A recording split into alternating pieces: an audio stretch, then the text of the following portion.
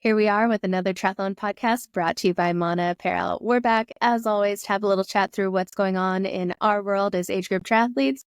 And this week, we're going to have an interview with Carolyn Livesey.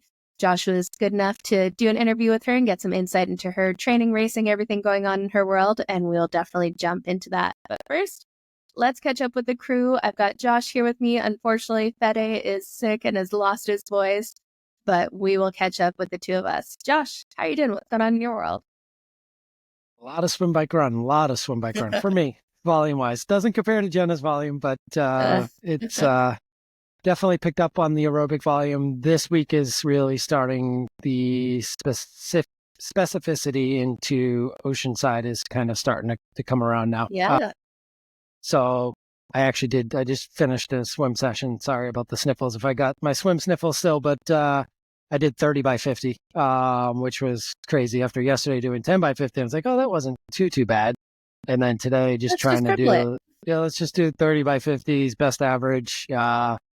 And I went out the first 10 better than my 10 yesterday. And it's like, all right, I'm going too fast. So I slow these down a little bit, but it's been a good winter of swim progression. And even if I'm wearing the wetsuit in the pool or not, the progression in times apples to apples has been unbelievable. And now I've got to the point where I can get some confidence and start really becoming a swimmer, which I never thought I would say. And as long as I can get to the pool, I'm good. And I enjoy it now. And it's been really fun being consistent for the first time in pretty much my triathlon career, knowing that I'm going to the pool 3 days a week at least. And it's made a huge difference for me. So that's been really fun. I had a lot of volume on the bike this week, hours wise, really no intensity, but I think it was about 7 or 8 hours total Nice. on the bike with a couple of 2-hour rides and a 3-hour ride yesterday. And really just fat max, zone 2 endurance stuff just to get the volume up. And then the run's feeling good. The Achilles has stayed healthy and looks like we're ready to start doing some hill works and instead of running 9-minute miles, start to get that back to where it belongs. And because there might be another marathon that we're throwing in. Of course. There's a good chance I might be getting into the Boston Marathon as well. So a couple of weeks after Oceanside, I'll be running my first ever Boston Marathon. Not confirmed yet. Might know in about a week or two for sure, but we're going to try and figure out how to train for that. Again, I might find somebody to pace to their PR and go that route and enjoy my first ever Boston, and then cross my fingers that my BQ time gets in for next year and then really go after it and see what I can do on the course. I've actually been training on the bike or on the tread and watching people's video recaps or their runs through the entire 26 miles and starting to learn the course, even though I live here, and see where certain things are. That is some dedication. Well, my wife's training for it anyway, so she's trying to learn and watch all these things. So I was like, I don't mind. I'm one of those ones that can literally train with no music. I can train with the video. I can train with. I'm very lucky in that way that I could deal with that pain that way. Like this guy had some like weird Asian music on loop, and my wife's like, "How can you listen to that?" She had headphones on for her run, and I was on the bike, and I was like, "It's just good, whatever. Zone it out, pay attention." But here's a tip for people who are running Boston that I figured out last night. Most of the aid stations around the mile markers, so it's like a couple miles in, you get your first aid station. After that, it's pretty much every mile throughout the rest of the race. What I learned last night is most of the aid stations, the aid station on the right is first, and they stagger them. So people tend to go to the first aid station they see. You start to see the mile marker, you start to move over, people start to move over to the right. The left aid station is second and is wide open compared to the right, and it doesn't have the traffic. And most of the race, you're kind of bending left anyways. There's a couple right turns. There's only like 2 or 3 turns the whole race anyways, actual turns. So being on the left side, to me, as you approach each mile marker is the way to go. Yeah. Just a tip. Anyways. We'll see how it goes. Yeah. And you avoid traffic, you avoid stutter stepping, there's so many little things. So if you're going after it and trying to have the best race possible, that's one thing I saw. We'll see. Awesome. definitely sounds like you're going to be prepared. You're going to know the course better than most out there, G. I mean, I should. I live 20 minutes away from the start line, so and we're going to be running it. So my wife's charity group gets together every Saturday morning, and all the other charities they go out and they do aided supported runs on Saturdays for their long runs, and I'm going to have Ben start joining them, so I'll be able to do some running on it, as now I can start doing some more hill work and stuff like that. So my coach is going to incorporate my long runs on Saturday and try and figure that. I don't think I'm going to be doing anywhere near the build that I did for Chicago. It's just the focus. The focus is triathlon this time of the year. And if Boston works out, then I just can't say no. Absolutely. Definitely feel you there. You know me, just jump into it. No, that'll be fun. And you know what? That was such a cool thing with Chicago being like not prepared for it. It was just go out and enjoy, and there's no pressure. There's no like crazy nerves at the start line. It's like, okay, just go run and do what you love, which is experiencing something like this. So it'll be very, very cool if you do. Exactly. Yeah. We actually watched one that was the first one after COVID was like that November instead of April. Oh, yeah. And my wife got really nervous because there was nobody out cheering people on, and there was like hardly any runners, and she's like, there's nothing like really at the start, and like what the heck's going on? And I was like, I figured out that was the November race based off of the timeline on YouTube. And then we watched one from 2 years ago, and I was like, okay, all right, now there's more fans, there's more runners, all right, so now you do have to worry about people, and it definitely has that hype and the energy that we see from going out and cheering, and now to be able to go run it for the first time. For her, it's going to be amazing. And if I get to hop in, it'll be really cool too. Wicked. Well, definitely sounds like an exciting start to your year either way. It's going to be busy. That's for sure. From here on out, we're inside like 14 weeks for Boston. So that means Oceanside's 11, 12 weeks. Yeah. Yep. It is 11 weeks. And I know that because I'm racing the weekend after, and it's 12 weeks to Ironman Taiwan. I can tell you exactly how long it is. So how is Taiwan training going now that you're on the better side of your illness? Yeah, getting to it. So this week ended up being a massive aerobic week. Unfortunately, couldn't record last Monday because I had no voice, which is somewhat important for recording a podcast. But ended up just starting out the week with some aerobic volume. And being at 12 weeks out, it's kind of when you start to transition from that aerobic foundation training to a little bit more intensity. Now that I have that base, that's what I'm going to start to do. But it ended up being, just a massive volume week. Ended up with 24 hours of training, which is crazy to think about when you think about 7 days, and I spent one of them entirely just training. Now, that is not the norm or something I'm doing regularly whatsoever. Just happened to be that this week, everything, as I started to feel better, was feeling good, and the body was recovering well. So just kept going. And all of it was zone 2. I did not go above zone 2 at all. So kind of have to balance out the training stress between the intensity and the volumes. This is definitely a volume week, and sounds like this week now, I'm going to start to get into the intensity. So that's where it can start to get interesting. I am very good at going for very long periods of time. The intensity is always what kind of kicks my butt a bit. So it'll be interesting to see how the body adapts, and just kind of going after it. It's been a ton of overdressed heat train. I've never done training like this to this extent. So on my long bike ride this weekend, it was a 5-hour ride, and I'm wearing a jersey, a long sleeve, and a fleece running jacket on top with no fan, which sounds miserable, and it gets less miserable the more you do it. But you don't want to be miserable on race day, right? So that's the whole point of it. That's exactly it. I made the mistake of going and looking up race reports for this race. I'll admit, most of the time, I'm the exact opposite of you. Usually I just show up to a race and kind of follow along, see what happens kind of thing. I'm not good at doing the research of the course and what's going on. I'm like, I'll just get fit enough for an Ironman and go, right? But I read one pro triathlete's race report of this, and it ended up being something like 107-degree feels like temperature with the heat and humidity on the day. And they were saying they'd gotten their Kona qualification. Like, oh yeah, I'm excited to go to Kona to have a cooler race than this. And I'm like, oh, okay, this could be really hot. The website entirely lies on what the conditions will likely be. So that's crazy. A little hotter. Not many places in the world that are hotter than Kona for race day. I think it says like mid-20s for race day, like on the website of the average expected temperature. And I was reading more race reports. I'm like, all of them were saying they were like 100 degrees feels like temperatures plus. And I'm like, Okay. Yeah. No. So lots of heat Double training. Oceanside. Yeah. Should have done Oceanside instead. No, it'll be good. We got the Mana crew going out there and we will all suffer in the heat. And with heat, it's really, again, just doing the prep work going in. A lot of sweaty trainer and treadmill runs and sauna training afterwards. So do what I can here in the frozen north to be ready for a hot weather race. And then it just comes down to race day, moderating the effort and accepting that you can't go as hard or fast as you normally do if those kind of conditions are coming into play.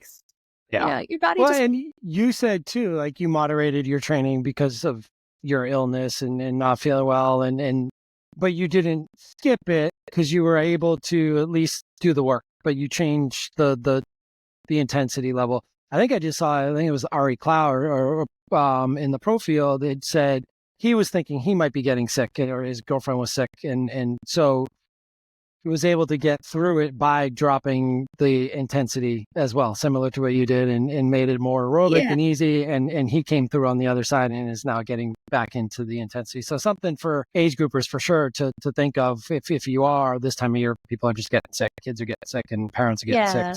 A couple things to watch for is like if it's just something like sniffly nose and anything above the neck, you're kind of good to keep training. If your energy still feels good, with what I had, it was really more just annoying than anything. One of those kind of mildly just enough to bug you kind of sickness. But if you are ever in the case where you have chest congestion or a fever, anything like that, that's when you skip the training completely, rest 100%, let your body recover. You don't want to try to push your body into pneumonia or anything worse. Like I said, above the neck symptoms, you're probably good to do some aerobic training if your energy feels pretty good.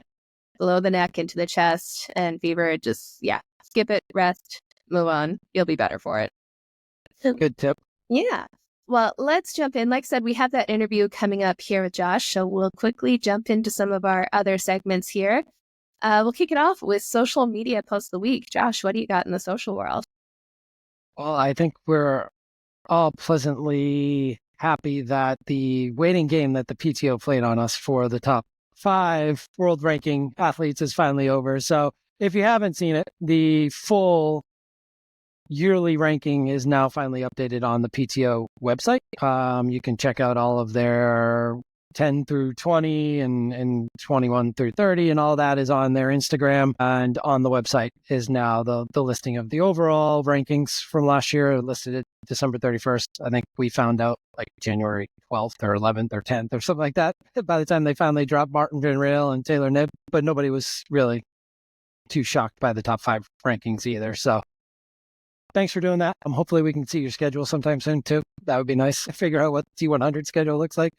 And I know their athletes must be. It'd also be interesting to see who's going to sign outside of the ones that they've now signed, right? We had our round of the first 8 that were offered the contracts in the top 10 automatically from last year. And then we had the additional hot shots. So we haven't seen any of the filled in athletes from the other ranking systems. So it'll be curious to see, or interesting to see who actually ends up signing on and who they end up offering spots to with the wild cards, right? So that's what we're still waiting for. Thanks for finally dropping that PTO, and it seems like 2025 season starting to kick off. We just had our first race too with Hucon and a bunch of pros there too. No, definitely. And for the hot shots, I don't think there's any like crazy surprises there, but some exciting names to watch. On the men's side, we've got Hayden Wild, which will be epic to see him racing in that format. Leo Berger, Morgan Pearson, and Vincent Louis. And then on the women's side, we've got Jessica Learmonth, Kate Waugh, Laura Matson, and Taylor Spivey. So for a series that started out as supporting the long course and triathlon Here world, come the Olympians. We're seeing a whole lot of short course on here. So they will shake up these races. So you got to give them that. They picked some players who should make a difference come race day. Honorable mention too, I forgot about this when we were talking earlier, is Alex E just went out and dropped a 28:07, I believe was his final time. Good enough for 29th place in the 10K. So his first race on his way in his build to London, which would be 15 weeks out. He ran a 10K race in England this week and dropped a 28:07. That's insane. It even goes to speak to some of those speeds that they're running, like in the Olympic distance triathlon, like during the Olympics. I think Alistair had something like 29 minutes in an Olympic distance triathlon. Off the bike. Like, that is absolutely mind-boggling. And then you got Alex E competing against 10K racers while training for a marathon. Like, there's some serious run talent out there. It is very cool to see that triathlon isn't just people who are pretty good at all three sports. There are some legitimately world-class in each of the disciplines, which is crazy to see. Pat Matthews jumped into that cross-country race recently, too, and held their own and finished on the podium. And, the triathletes are having a fun off-season right now. It is very cool to see. Well, speaking of social media, my what the F is going to be along the same lines here. I'm still not sure what to make of this in here, but we had a wild clickbait announcement, I'm going to say, from Sam Laidlow, saying that when deciding his 2025 season, he's made his decision. He's going to step away from triathlon and start a new journey, taking on the challenge of the high rock circuit to change things up here. Next day, you see him trying to do a pull-up, very, well, not great at it. And I think that was the end of his high rocks journey. But it just seemed odd all around. Like, there was no real, like, follow-up or reasoning behind it. It was definitely one of those clickbaity posts, but it had a few people in there starting to wonder, with all of the, pro triathletes we've seen do high rocks recently, and recently retired pro triathletes doing high rocks. Seems to be the next fad in cross-training for triathletes. I did not buy the bait whatsoever on this one. It was just so out of left field that it was just impossible to believe. And I was like, I was thankful that the next post came and he actually said it, but man, that would have been crazy. But at the same time, I just never bought it. There's been some posts that I'm like, really? That's gonna happen? Mm-hmm. But this one, I don't think it fooled too many people, but it certainly got people chatting, and it was clickbait. And now everyone knows that his partnership with Canyon's continuing, and other things that he's going to continue to announce. And it is definitely sponsorship and partnership and all that type of season right now too. So keep your eyes out for all those announcements, and including our two new pros that we've been able to announce at Mono Apparel with Matt Sharp and Becca Clark. Yeah, great to see that they're coming on board with Mono Apparel. They'll definitely have the Aero Edge with some of the fastest kit out there. So exciting to see that. I love Sharp's kit. It looks really sharp. Actually, I just got the first round of designs for my custom Mono kit here. So I'm super stoked for that to come together and have that ready for Taiwan. If you guys do want to check it out, they do one-off custom kits or triathlon team custom kits. Either reach out to another triathlon podcast or Mono Apparel. We can definitely get you connected. But it's so cool to just be able to go through the design process and make something exactly how you want it, down to like choosing what kind of zipper fabrics, and then being able to work with their graphic designer to do a design for it. So it's a lot of fun, and I can't wait. And it's not that much more expensive than what a tri-suit is anyways. And if you're trying to dial yourself in with a really good tri-suit, the custom route's not a bad way to go, especially if you've got a couple of brands that might want to throw their logo on it and offset some of the cost too. Yeah, totally. No, definitely go check it out. But I think with that, we're going to jump to this interview. Josh, why don't you tell us what went on with your chat? Yeah, so this was a great conversation I had probably a week or so ago at this point with Caroline Livesey, who started her triathlon career while still working as an engineer in the Ironman 70.3 and full distance space, and had some really good performances, but quickly learned that she really liked the adventure of it all. And during COVID, started to get into the XTRI series and qualified. She won Canada Man. So up in your territory. So Canada Man is one of those XTRI events that gets you a qualification to Norseman. So she had qualified for Norseman, did Norseman, and her husband trained a lot together. He raced as well. And one of the things he picked up during COVID was film work and videography and documenting all of this. And next thing you know, she's doing Patagon Man in 2022 and winning that. And he filmed that whole thing. They have a whole series on that on YouTube.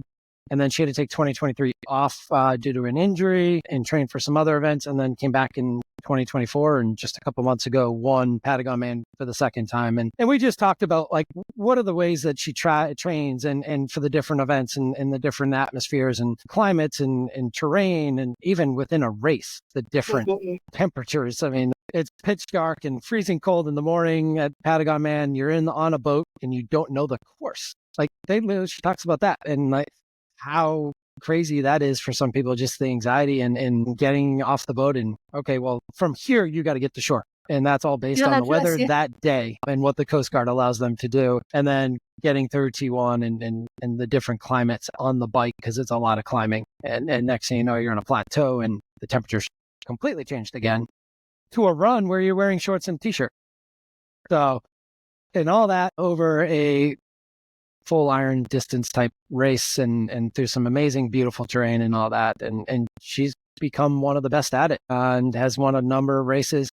And their documentaries are really, really cool on YouTube. So give it a listen. It's a great interview. It was awesome to have her on and looking forward to seeing what else she can do in her career. And it's just another one of those ways to enjoy triathlon and travel the world and see some really cool places.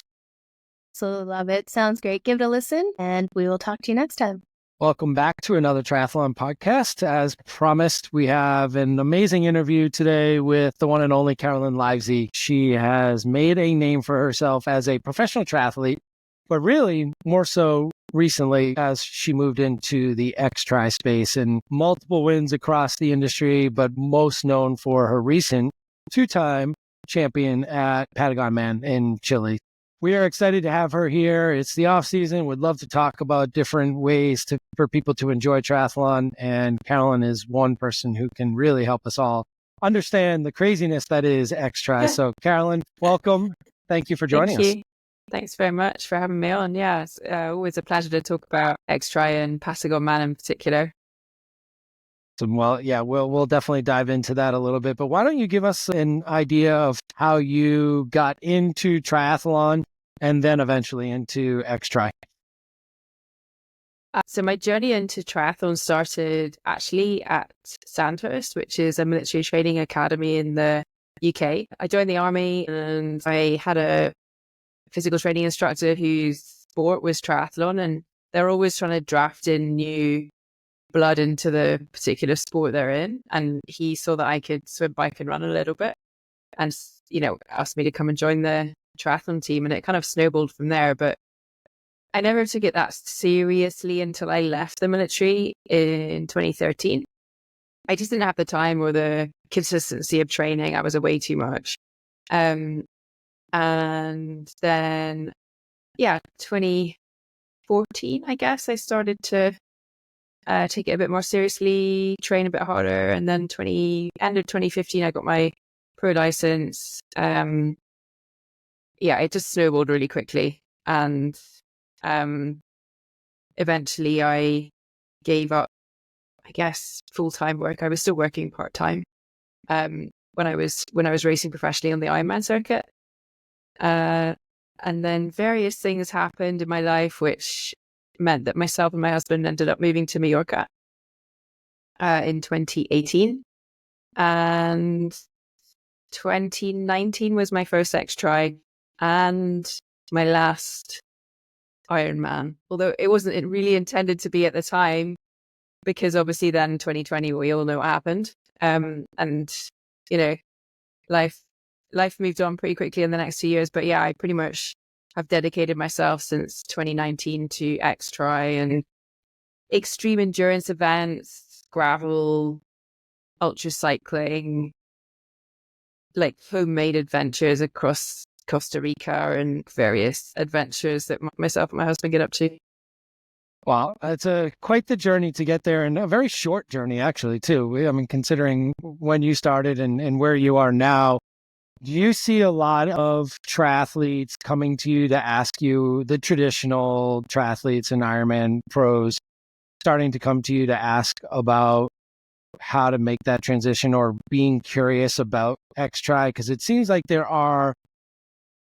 it's more and more like people towards the end of their careers, as opposed to making it their career right from the start. Is that something you're starting to see more, people trying to make it their career?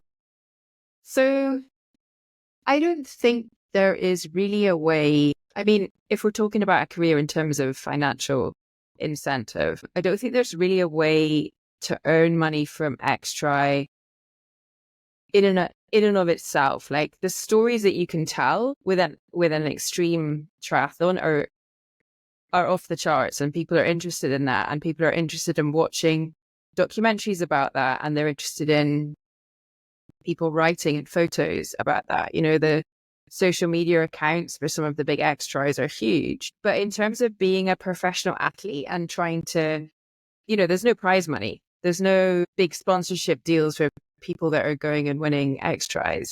It's a very niche part of our niche sport. And the money, especially now, like with the influx of financial incentives that's in the, I guess, mainstream professional triathlon calendar, I don't think there's many. There are a few that ask, but there's not that many that expect to make a living from XTRI. And for me, it's never been about making a living from it.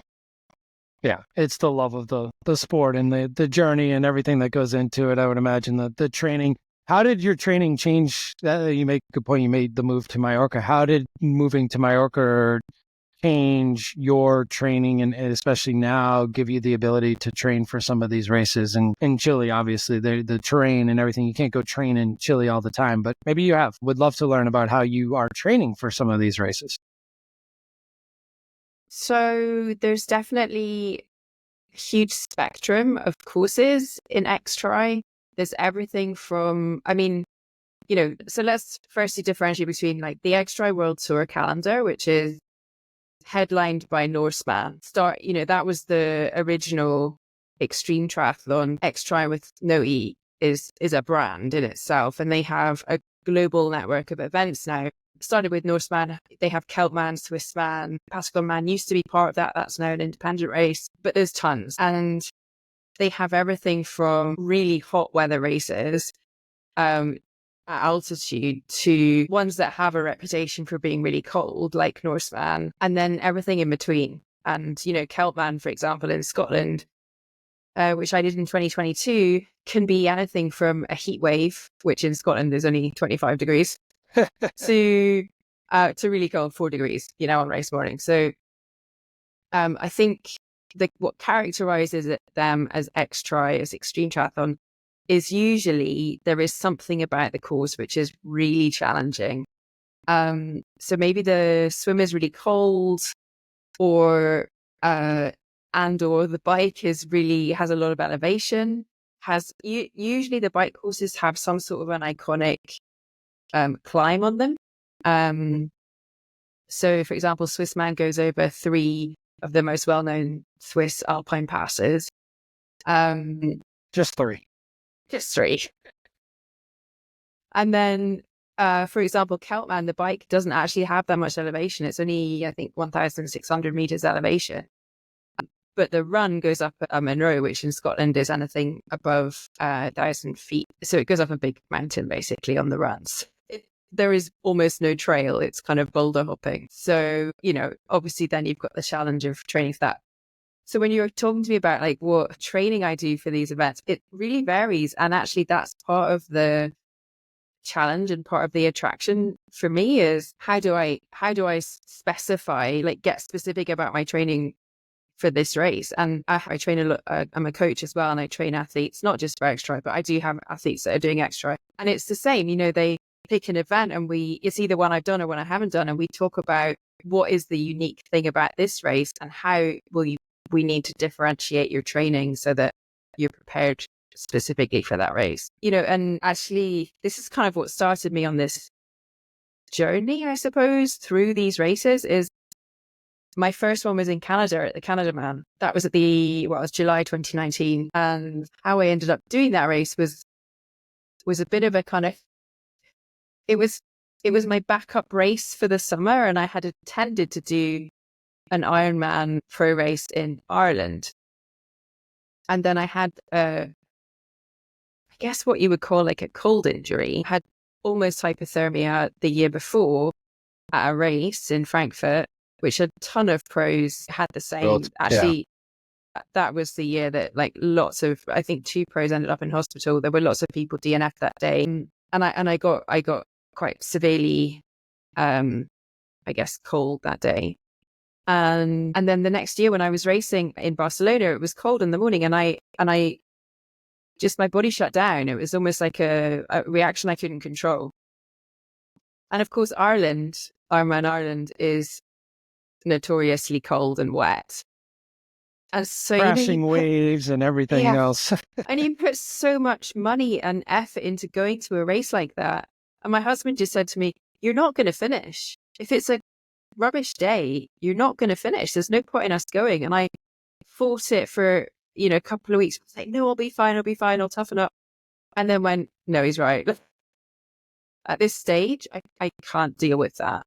Yeah. And actually, it's funny because that turned out to be that year, Ironman Ireland, Emma Billen won, and it turned out to be a horrendous day. It rained for the entire day. I think Ali Bradley won as well. And, 2 really tough athletes won on the day because it was shocking conditions. So it was a good decision I didn't go. Anyway, roll on to Ironman Canada, which was a hot race, by the way. At that point, it was in July. It was like an absolutely beautiful day, really probably too hot for some people. I won the race, which is a whole nother story, by 12 seconds over, I think, a 12 and a bit hour race. So got chased at the finish line. And then we were at the prize giving, and part of the ceremonies at the XTRI prize giving is they give us 2 slots out to Norsemen. And getting a Norseman slot is notoriously difficult. People enter the lottery for years and years and years. The system's slightly changed now, but at that stage, it was just a lottery. So being awarded a slot, like you're definitely going, you don't have to apply for the lottery, was for some people a dream come true. Unheard of, yeah. Yeah, and so I was the one drawing the name out of the hat for the women, reading out this name and presenting the slot to this girl, and she was going nuts. It was like Kona, it's like she'd won a Kona slot. She was jumping up on the table. She was like screaming and dancing. And I had also won a slot for Norsemen by winning the race. And I was like, "I'm not doing Norsemen. It's too cold. I'll never survive." I mean, like, I just wasn't even questioning. That wasn't your realm after everything you'd been through. Yeah. And then this woman behaving like this made me think, well, I mean, if she can do it and she's so excited, why am I limiting myself with this false belief that I can't do something that I've not tried? So that was my point of like, okay, I need to A, change my mindset, and B, train so that physically I'm capable of actually performing in cold weather environments. And that was my project over was meant to be a year. COVID hit. I didn't end up doing Norseman until 2022. So we all know about heat training. Why don't you walk us through how you went through cold training after struggling? Because I think even like as most recent as this year, we saw M. Pallet Brown on the circuit struggle in some of the harder races and DNFing a lot. And that's been something that has been known where she's passed out on the track, and it just keeps coming back, and it's hard. How have you overcome what you were dealing with in Scotland and then to get to the point where you can compete in Norseman swimming in that temperature? I find it really fascinating, actually, the whole process. And even now, if somebody pops up on my Instagram, it happens all the time, and they say, "I'd love to do Patagon Man," or any of these other races. Well, Norseman and Scoutman specifically both have cold swims. "I'd love to do it, but I never could because my body's terrible in the cold. I'm terrible in the cold." And that's exactly the reel that I was playing myself. I'm terrible in the cold. I'm terrible in the cold. And so the first thing you have to do is change that. And you have to actually want to change that. If you don't want to change that, it's not going to change. So just the mindset right off the bat. The first thing is the mindset. Your body will normally follow what the mind wants to do. But then what I did was I started to get accustomed to swimming in cold water. And I read up on, how to do that, how to get started. And I started slowly. And I remember it was New Year's Day of 2020. So this is before we'd kind of gone into all the lockdowns and everything else. And I remember going in the ocean. So the sea in Mallorca, actually in the winter, like now, it does get really cold. It's too cold to swim without a wetsuit. It goes down to sometimes like 12 or 13 degrees C, which is the same temperature as these races. And I remember going in without a wetsuit, lasting for literally 30 seconds. I mean, probably less, like barely getting my body under the surface of the water and then getting out and thinking, well, it's a start. And by September, so I basically, when we weren't in lockdown, because we weren't actually allowed outside during lockdown here, but when I was able to, I was constantly having cold showers. I was going in cold water as much as I could, just gradually building that exposure up, gradually. And by September, we went over to the UK to film a race called the Helvellyn Triathlon, which kind of is like an XTRI in itself. And a load of the pros were racing because there were no other races on at this stage. It was like that summer where people couldn't travel and it was just all a bit messy. So people were doing this home race. And I was meeting India Lee and Nikki Bartlett for a practice swim at the venue, and the water temperature was 13 degrees and I was late. And they were racing. So it was the day before the race. And they wanted to do like a 15-minute course recce around the boys, right? So, and I'd already done a cold water swim that morning in that lake with just a bikini on. And I knew that I could swim for 15 minutes easily with just a bikini on in that temperature because I had done it that morning, but it was kind of my habit by that stage to do that. And so they were in wetsuits and I got in with just a swimsuit on, and I didn't even get an ice cream headache like you normally get, you know, that when you put your face in cold water and you start to get that really burning sensation. And they thought I was mad. And at that point I realized, I was like, I've actually done this thing that I was so scared of. And now I'm so confident, and it hasn't taken that long. And I think that is the message to people, is like, if you want to do it, actually your body will adapt to the cold really quickly. It's not the same as adapting to heat. I think that is a whole different thing. But adapting to swimming in cold water for sure is something that your body will do really quickly. And then since then, I've continued, like it gets easier each time, right? So this time for Patagon Man, for example, I didn't really have access to cold water before we went. I was in Mallorca most of the time, a little bit towards the end. But I found that once I got there and I was in the water probably 5 or 6 times before race day in cold water with a wetsuit sometimes, without a wetsuit sometimes. And I was fine. Like my body just was like, oh, okay, we know we're doing this now. So, it's amazing. It is true too. I mean, I would imagine now that you explain it a little bit more, the cold is a little easier for somebody to get used to because you don't have the concerns of body water loss and things like that you would have in the heat training that are just sometimes uncontrollable if you miss nutrition or things like that.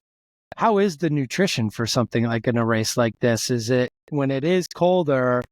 How are you adjusting there as you would for a warmer race? Or are you still trying to take the same amount of calories because your body's still using the same energy? So it's really interesting, actually. One of the things that happens when you're doing cold water adaptation is that your core temperature stops varying so much. So, for example, you might go the first time or the first few times you start open water cold swim training, and you get like significant after drop after you get out. So maybe you're in for, say, 5 minutes the first time and you'll start shivering. You'll come out and you'll feel a little bit cold and you'll put your clothes on and you'll start shivering and you'll continue to shiver for 20 minutes, an hour, 2 hours, depends on you, because your body is not used to that core temperature drop and it continues to go down because the cold blood that's been in contact with the water goes into your core. So your temperature continues to drop and your body's not used to that, and it's not used to warming you back up. But it's one of the things that actually gets easier and becomes a lot quicker.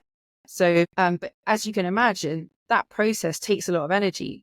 So if you're not used to it, and there are people who go to these races unprepared and spend sometimes more than an hour in T1 just trying to get warm, and that takes a huge amount of energy and wipes out your entire day because your body bringing that core temperature back up actually burns so much energy. And having those swings of like the pendulum swings of core temperature.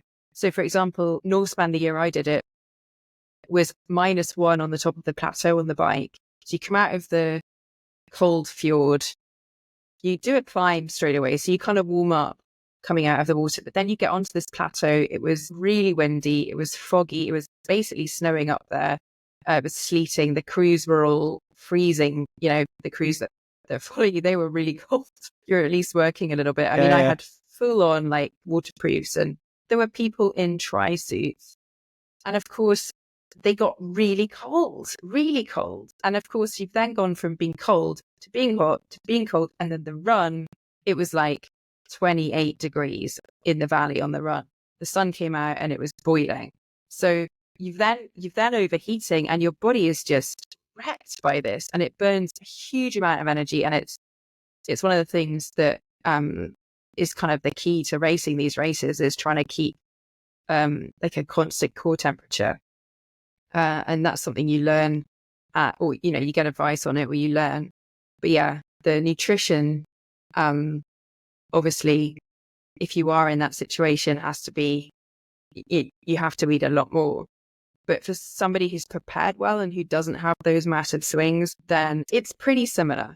I'd say it depends on the effort you're putting out and like how you're racing. But yeah, it's for somebody like me, it's pretty similar nutrition wise, requirement wise, than a normal. And that's race. really due to the specific training that you've done, and over time your body's adapted to it, so it's a little easier. But somebody jumping into it because they got a lottery slot for the first time probably doesn't have the years and years of training that you've got at this point, and that's where it can get a little scary. And I also think that you've got to consider what your time on the course will look like. So, you know, for example, the Patagon Man this year for me was 11 hours. So it's not that much longer than a normal Ironman. It's a manageable chunk of time. But if you're looking at, I don't know, 18 or 15 hour race, then obviously you're going to need a lot more. And I think there are some races like Canada Man, for example, I had a totally different nutrition strategy because the last section of the run is a hike. Like, you can't run it. It's up a big mountain, and the trail is, I likened it to doing, you just run a marathon, because the first section of the course up to, I guess, the 30 UK point, you can run more or less most of it. Some of it's on trail, some of it's on road. Some of it's not really runnable, but it's mostly runnable. But by the time you get there, it's like a good 4 hours. So you've done the equivalent of running a marathon. And then someone's asking you to do like single leg squats, step ups for the next 2 hours. Here's a box. Just do step ups for 2 hours on this box. We'll see you at the other side. I mean, my quads were wrecked, but the nutrition on that is different because your heart rate goes right down. You're hiking, essentially. You've got poles and you're hiking. So I was eating date slices and like flapjack and things that you wouldn't be able to eat on the back end of a normal marathon. So there you're probably worrying more about the muscle fatigue and things like that climbing on the hike, which is different. So I would imagine the training was a little different for that section of the course alone. Yeah, for sure. And, you know, the humble box is a really important tool when it comes to training for races like that. And, you know, I joke, but that is actually a session I used to do, is go out and do my normal, you know, mile rep session or whatever it is on the run, and come back and do box jumps just to train that power and strength at the end of a long run. Yeah. And I think that's key for pretty much any training, marathon, half marathon, all the way up through ultra marathons and ultra triathlons, is that strength at the end of a hard workout and hard session makes a lot of difference. So I appreciate you explaining that a little bit more. And why don't you talk about what you've been able to do in terms of promoting this sport and your YouTube, because I've been fascinated with it. It's been a big part of my training recently, is watching on my long rides and on my long runs. And I was like, I always say, like, this is a tough one. More people need to know about that. I also watched the documentary Iceman. I was like, if I'm on a long ride and I'm going to complain, nope, you guys have it much worse. So I can get through. Yeah, I mean,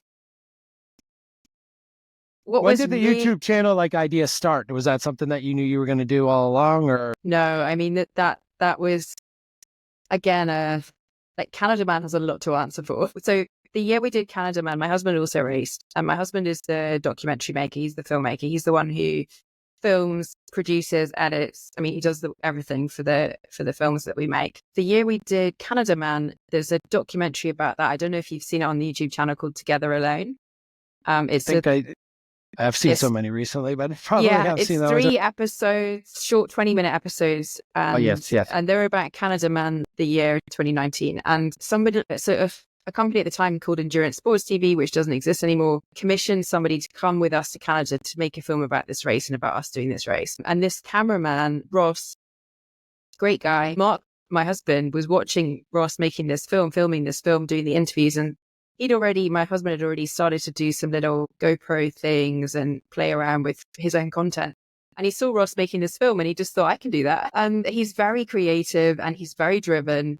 And of course, then lockdown happened and he thought, well, what can I do during this time? I'm going to teach myself to make films. And he went from not having done any films at all to now, 4 years later, he's got 4 films on Amazon with 2 more that will probably go on there in the next 2 months. So, I mean, it's been an incredibly steep learning curve for him. And we've got a lot of people to thank for that. He's had a lot of help along the way, but he's also worked incredibly hard to make that his business. But what I was just going to say was when we went down to Patagon Man this year, or December just gone, it was the first time. So the Patagon Man film from the first year that I won in 2022 is our most watched film by quite a long way. And we're always like, who watches these films? And of course, we went down to Patagon Man, and it was the first time we'd actually had face-to-face contact with people who've been inspired specifically by the films that Mark has made to go and do something they wouldn't have done otherwise. And that was really incredible for us. And it gave us a renewed motivation and a renewed, I guess, confidence that the films are reaching the right people to keep doing them, to keep making them, to keep having adventures and trying to, because the only reason we do it really is to inspire people to go and break down their own false beliefs and barriers and go and enjoy the sport and get the same feelings that we get from it by adventures and by racing and the community in our wonderful sport. So, and traveling to these amazing places at the same time, which is, I think, one of the coolest parts that people don't realize that they get to do too. So yeah, it's, Patagonia is an incredibly long way to travel to race. It's incredibly expensive to get there, but that race is something so unique and so special that athletes who go there to race it come away with this memory and experience that changes them and their families that go with them. And it's what they've created down there is something that is beyond triathlon. It's beyond just swim, bike and run. It's a really special experience. And I would encourage anyone to watch the films and think about whether they would enjoy it. So for Patagon Man, and for the people who haven't seen the films yet, how long are you actually there in the area getting ready for the race and post-race? How does that look, that travel? So for us this year, we were there for a bit longer. We were probably 3 weeks in total in the area of Koike. But it's our 3rd time down there. Mark raced in 2018. I was his support crew. And then I've done it twice. So that was our 3rd time there. And we've not always been able to stay that long, but this time we were lucky we had the time to go down and spend that time there. But I would always recommend to athletes that they have at least a week ahead of the race if they can. Some people do fly in late, but it's such a difficult place to get to. Not difficult because you just fly there, but you generally, depending where you're coming from in the world, you generally have to get two or 3 flights to get there. And it's just the risk of losing your luggage and things not quite panning out how you expect them to on your travels. Maybe you miss a connection or something like that. I just think it's less stressful to get there as early as you can before the race. But also one thing we noticed this year is there's so many more people coming with athletes. There used to be like one athlete has 1 or 2 support crew with them. And now it's like one athlete comes and their entire family comes with them, their mom, their dad, their brother, their sister, their kids, it's just endless. And because people have realized that, the race is amazing. It's a wonderful community to be part of, but also the area is like an adventure playground. And there's so much to do, not just for adults, for kids, it's just insane. And it's so beautiful. That's what it seemed like for the first time in a while. 70.3 Worlds in Topa became this past year as well, which is really neat to see for the industry itself, like people going together with family and friends and making it a trip and not just a race, which is really cool. So how does, and you talk about the travel and the anxiety. I know we all, whenever we have to travel with the bike or things like that, that just kind of ups it obviously getting there earlier reduces that a little bit if it's not there with you. But how does your gearing look all the way through the race, starting with the swim at a race like this? And why don't you kind of talk about, is the swim exactly like a 140.6? How does the distance break down? And then how do you prepare, and how did you race Patagon Man this year, this past December, with what you wore throughout the different legs?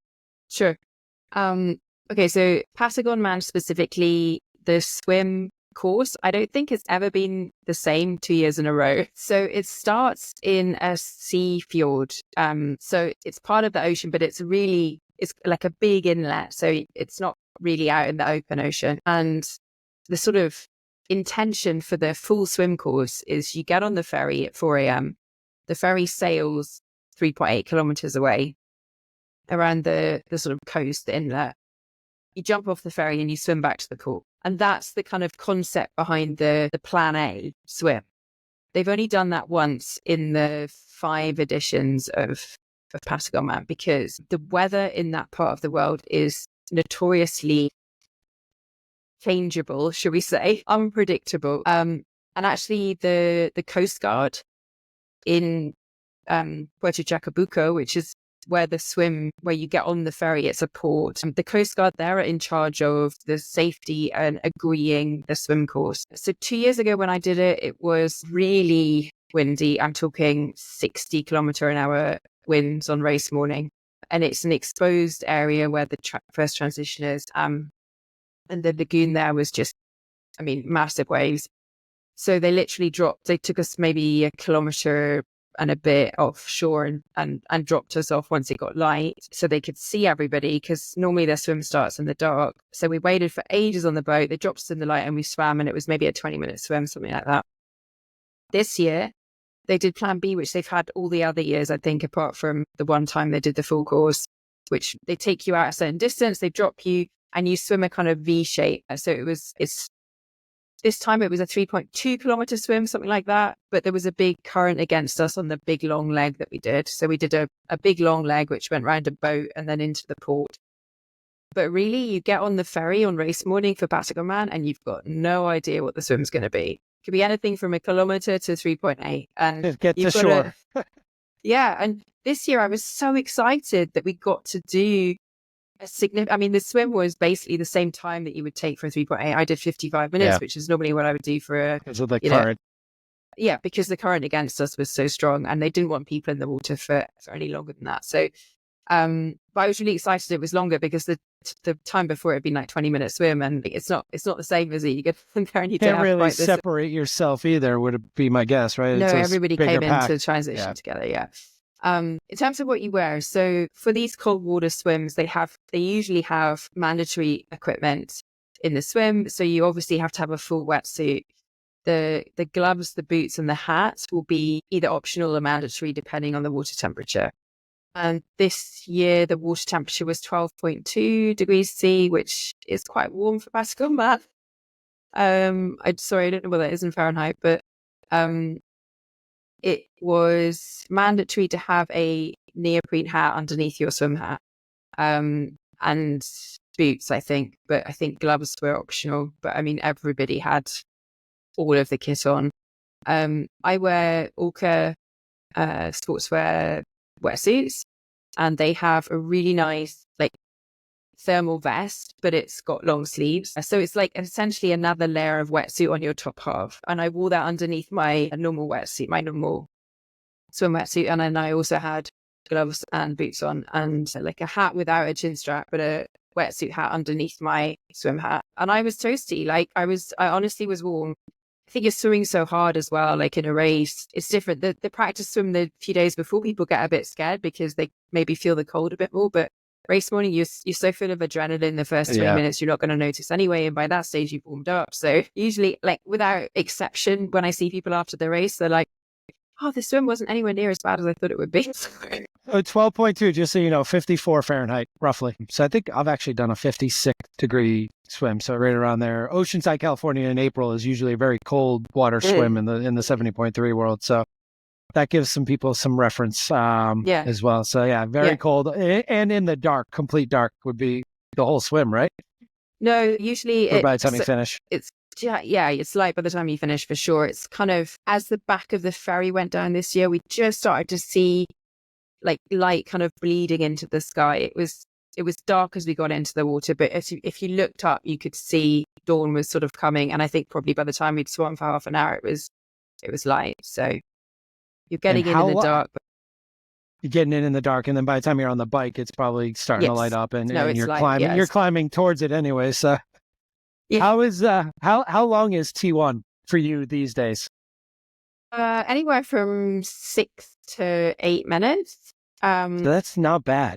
It's not bad. I mean, I've kind of honed it down a bit, but I mean, I always say to people, actually a couple of minutes extra spent in T1 for these races is going to really pay off. And there was an example this year where somebody came into transition just after me. Another girl got on the bike probably a minute behind me, but she got out of the water maybe 3 minutes behind me. But she just put on essentially like a tri-suit. Like she may have had layers underneath, but when we sort of passed each other, and when I passed, she had no like short sleeves and short shorts on. It's like, you are going to regret that. And this is what I was saying. Like probably her body temperature during the day like fluctuated enormously, and that would have to the plateau. Oof. Really caught her out. I put all the clothes on in T1 because it's the earliest point of the day. It's always the coldest. It's why the Jacabuca, where the Patagon Man T1 is notoriously cold. It's always raining there, like pretty much always. Like I think they have 330 days a year rain, something like that. Sign me up. But that's just the start point. It's like a rainforest essentially, and as soon as you ride out and up to the first climb, you're up in sunshine usually. And yeah, I mean, I put waterproof top, long legs. I actually had thermal leggings on this year because the high of the day was going to be like 10 degrees. And some people even said to me after the race, they got more cold at the end of the bike when they came into T2 than they had been after the swim. So yeah, you've just got to be prepared. But I mean, that's the good thing about XTRI is you've got a crew with you. As long as you can have your layers in the car, you can put all the clothes you want on because you can just take them off and give them to your crew as you're going along. It's not like you need to really make a decision. And I always say to people, don't stress about those things the night before, just put everything on. And if after half an hour or an hour you're too warm, take them off. But don't spend that time stressing and worrying about it the night before because you're not going to know how you feel until you get on the bike. Yeah. And speaking of the bike, actually, are you riding a TT bike? Like your yes. standard? Yeah. Yes. Is that always the case, or do you sometimes think about a road bike because of the climbing or something like that? For me, it's pretty much always a TT, but like there were definitely people on road bikes, and I think it just depends. I suppose I've been doing the sport for so long, I'm really comfortable on a TT bike, and I've come from a background of Ironman type triathlon. If you're coming from a background of road cycling, for example, or you're not used to a TT bike, then that's a different thing. But yeah, I mean, for me, TT bike is always faster. Yeah, they're getting so light and so fast now these days, so it's worth it, I guess. Yeah, and also I think it also does depend on your TT bike, and there are definitely some triathlon specific TT bikes that I wouldn't recommend for some of the XTRI courses. Patagon Man itself is not that technical. It's a lot of I think there's 2,500 meters elevation in total, but it's kind of up and down. There's no really technical descents. There's one at the end, but it's quite short. But there are other races where you do have really technical descents, sort of alpine passes and things, where if you're on one of those straight line bikes, then it's gonna not be such a good idea. But I ride an Audio, the Orbea Audio, and it's UCI legal. It's a bike. It rides like a bike. It's not got internal storage and things that upset the balance of the bike. So I mean, I happily descend alpine passes on it. And when you talk about your crew being with you, are they kind of riding with you like you see in like the Tour de France, or are they like moving up ahead and waiting for you and then you come by at certain points? Or yeah, so most of it varies from race to race. Most of the races have, so the main rule is they can't be behind you. They can't sit behind you because obviously that causes all sorts of traffic issues. So they can leapfrog you. So they basically drive ahead, park up in a lay-by, and they have to get the whole car off the road, park in a lay-by, wait for you, get out of the car and then wait for you to come, and you either stop and take what you need from them or you do a rolling aid station like you would for an Ironman. And then they often have places like specific, like from, I don't know, the 40k point to the 60k point, you can't stop or whatever because it's a town or it's either some junction they don't want people in, like stopping there, it's dangerous. So they sometimes have specified sections where you can and can't stop. But yeah, mostly your crew can be with you, and what I tend to do is have the first stop is like, oh, I definitely don't need anything until 50k or 60k, whatever. And then at that point I say to them, I grab what I need and I say 20k or 10k, and they stop again after that many kilometers. And then you just do that each time. And then adjust if you need to based on how you're doing that day, I guess. Yeah, exactly. So, and again, for people who have not seen any of the documentaries, how drastic do things change when you go on the run? Because I've seen a lot of that clothing tends to come off for the run. On Patagon Man? Yeah. Yeah. It's just the most beautiful run course. I mean, the bike as well. The bike is insane. And I would really encourage people to watch the documentaries just because the scenery that you see is so breathtaking. That waterfall? Yeah. Yeah, it's just incredible. But to describe it, you come onto the run and you're in a very mountainous, like snowy mountainous area. And then the run takes you onto a trail, a very sandy, proper trail running for the first 6 or 7 kilometers. You go up and over a sort of small hill. And then you come onto a gravel road, and the whole of the rest of the run is on gravel. It's on a gravel road that you can drive with a car. But it's quite loose in places. And after a while, it starts to, you've got to train for that instability because you're constantly finding your footing on it. It's not, you can't like relax into a really good rhythm on it. There's a lot of ups and downs. The first 18 kilometers, you basically do all the climbing. And I think the run has 900 meters of elevation. So there's quite a bit of climbing on the first 18 to 20k. And then there's a lot of descending, and there's a lot of steep, runnable descents that really blow your quads. But it's just so incredibly beautiful. And I always just, take time to kind of look up and enjoy the scenery. And that was one of the reasons I wanted to go back, because, the first time you do something like that, you're so overwhelmed by all of everything you're seeing, the emotions, the pain, the experience, and the scenery that you can't take it all in. So I wanted to go back and just be able to kind of relive it. But yeah, the run, I wouldn't say it's hot, and certainly people who are finishing slightly later, they need layers. Like, it does get cold. People who are finishing in the dark especially will get really cold. But yeah, for me this time it was shorts and t-shirt, and it was probably a high of, I don't know, 15 degrees C, something like that. It was nice. It was pleasant. And you can have a tailwind. Almost perfect running weather. You have a tailwind for most of the run too, so it's quite nice. Yeah. I mean, again, this is still extreme. There's a lot of climbing, a lot of descending, like you said, with the quads, and it takes a certain athlete. This year, you won the overall female. You finished, what, third place? Third. Overall? Yeah. With men, and it was Josiah Middaugh was the overall winner. Yes. Another well-known extreme triathlete. Yes. Nice with some sons who are up and coming in the world of triathlon themselves. So not a bad name to be on a podium with overall. But your second win, how many wins have you had in the extreme triathlon sport? How has that all gone? And then we can kind of wrap up with talking about how people can follow you on YouTube and sure. whatnot. I think it's 5, but yeah, Patagon Man is without a doubt my most memorable. The 2 times it's been, going back there, it was one of the most special experiences that I've had, partly because the community down in that part of the world have really embraced the race. It's remote. It's a really remote area of the world, and so they don't have a lot to cling on to in terms of sporting events and inspiration from international people coming down there, athletes. And I mean, just as an example, there was one particular girl who has followed me on Instagram since the last time I was down there.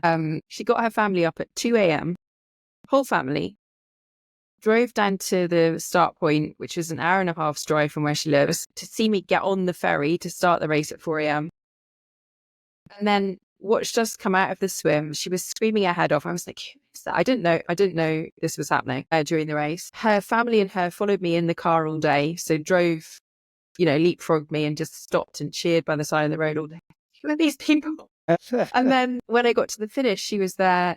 And my husband said she was making so much noise. I didn't notice because I was kind of in the moment, but she was making so much noise at one point he turned around and was like, who is this?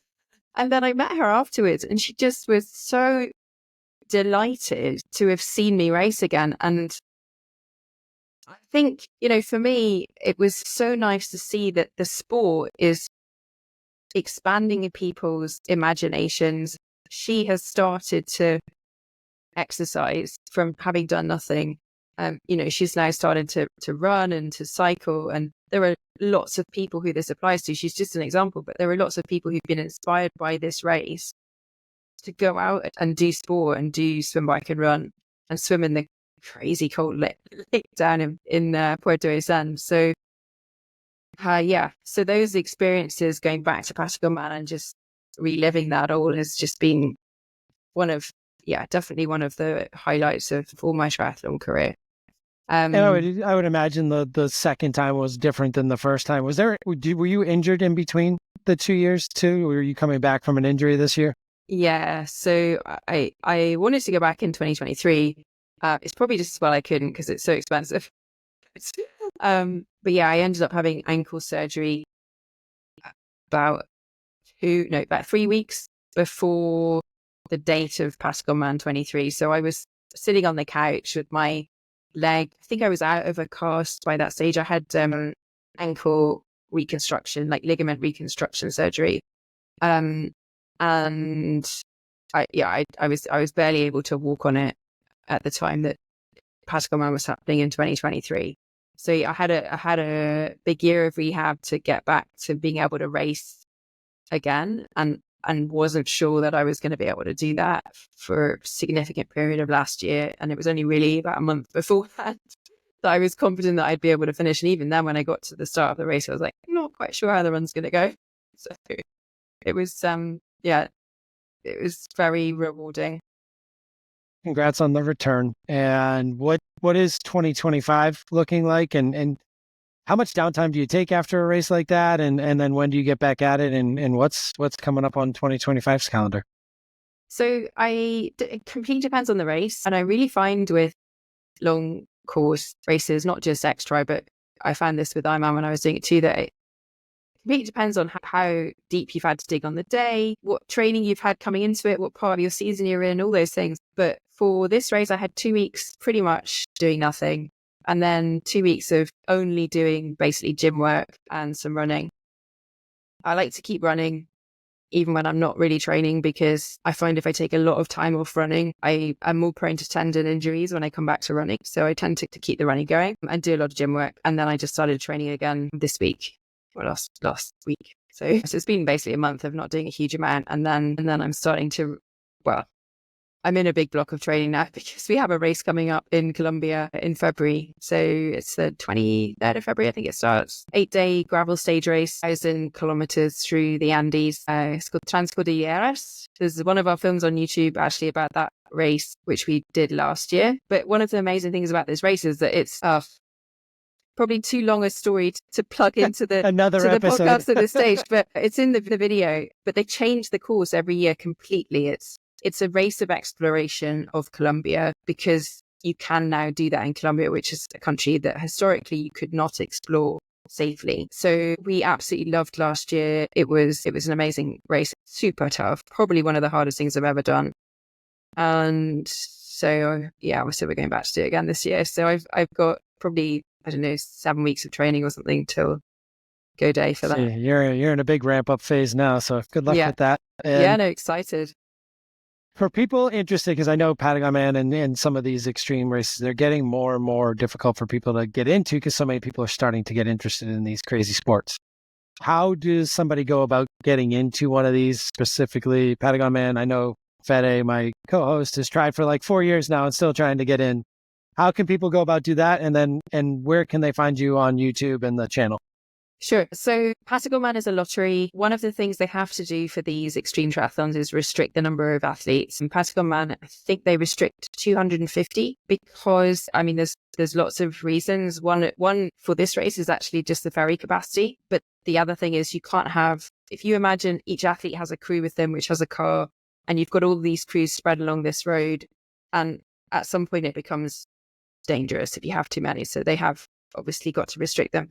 So yeah, it is just a lottery to get in. And we do sometimes have free slots given away on my husband's podcast, which is the Brick Session for some of these races. But yeah, you've just got to get lucky. But the XTRI World Tour races have a different system now. So there is a membership program where you can join X points and get points from some of the races are not difficult to get into. Some of them don't even fill up. So you can go and race one of the other XTRI races and get awarded points, which go towards a slot for Norseman. And there's like, it depends on how many points everyone has, but there's a ranking system. And basically, if you're in the top 50 or whatever, then you automatically get a slot for Norseman, and you can build that year on year. So all the information is on the XTRI website for that. Right. But that's a lot easier now to manage getting a slot for one of those big races. Very cool. So we've got your husband's podcast and your YouTube channel. Why don't you plug those a little bit, and we'll let you go and get back to your training block. Sure. So the YouTube channel is called The Brick Session, so at The Brick Session, spelled normally. You can also find Patagon Man and Patagon Man 2, which is the two documentaries that we've done about Patagon Man on Amazon Prime. They're definitely on Amazon Prime UK and Australia.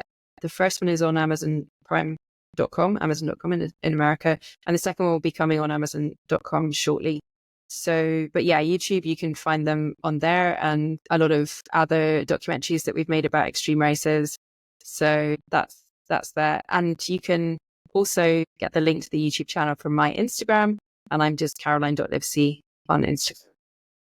And we'll put all that stuff in the show notes as well. And I just want to thank you for your time. And I know you're in the middle of a training block and it's getting late at night over there. So thank you for coming on, Caroline. No, it's okay. That's really my pleasure. It's good to talk to you. Thank you. I'll have to have you back after you win your third Patagon.